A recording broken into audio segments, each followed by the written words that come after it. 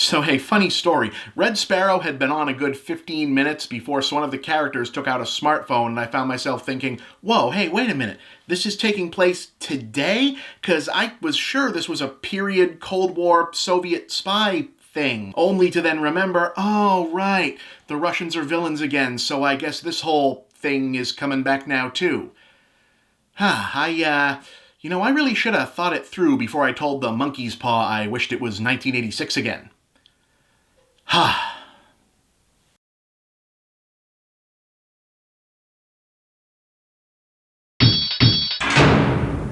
Okay, so let's put this to bed right up front. No, I do not think that this was an unmade script for a solo Black Widow movie that got turned into a different thing.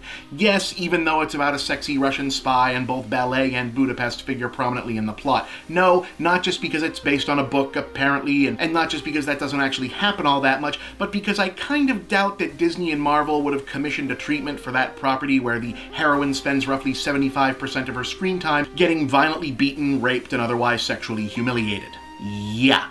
So, despite the tone being somewhat dishonestly advanced by the trailers, Red Sparrow is not the slightly more serious counterpart to Atomic Blonde you might have been expecting. Instead, we're in high-gloss genre deconstruction land, where the big idea seems to have been that while audiences are used to seeing the background skill development of badass super spy characters like James Bond or Jason Bourne, the seductress honey trap type characters from those same films are often presented as simply sexy people letting nature do its thing. So why not instead explore the pitch-dark backstory of how a seduction specialist operative might have been trained to act as such and how much their 9-to-5 probably sucks. Our vector for this is Jennifer Lawrence as a once famous Russian ballerina whose Bolshoi career is cut short in a tragic onstage accident. Strapped for cash to care for her ailing mother, she's lured into enlisting in the elite ranks of the seduce and destroy SPARROW operatives, with the film's grim thesis soon revealed to be that the training for so-called Bond girl archetypes such as these in reality is likely less about mastering secret techniques of forbidden pleasures of the flesh than it is about learning to feign attraction to vile and disgusting targets without vomiting, and/or enduring repeated and sustained sexual assault in the course of your mission.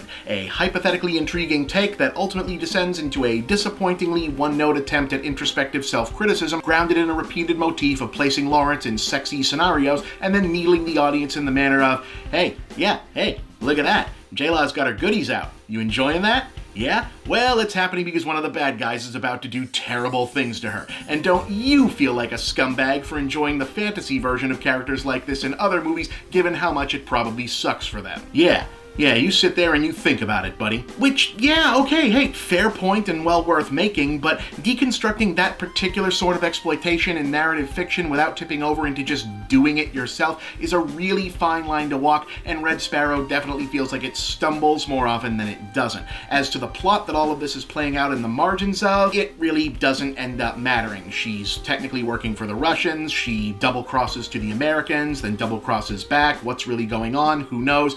It's not really clear, and you won't really care. Like I said, it doesn't end up mattering. The film is well over 2 hours long and really doesn't have an excuse to run longer than 90. Not because there isn't a ton of plot business going on with all those double crosses and backstabbings and spycraft, but because it's very clear early on that this is the kind of film where who's doing what to who isn't going to be clear or make any sense until there's a reveal and quick recap of minor details we're thought to have largely missed, explaining it all at the very end. And since the logical endpoint of our main character's arc is kind of obvious from the get-go, it's not really a surprise no matter how hard they try to make it feel like one. It's not a total loss, of course. Lawrence is a star for a reason. Director Francis Lawrence is a solid director of pretty if empty movies. It's fun watching a movie in 2018 try to make you not guess which seemingly minor character will be important even though they hired like Karen Hines and Jeremy Irons to play them, and it's a nice touch having Charlotte Rampling show up and play the Sparrow School headmistress, i.e. training the heroine to become exactly the sort of character she herself cut her teeth on back in the early 70s. Still, when it's not being downright unpleasant,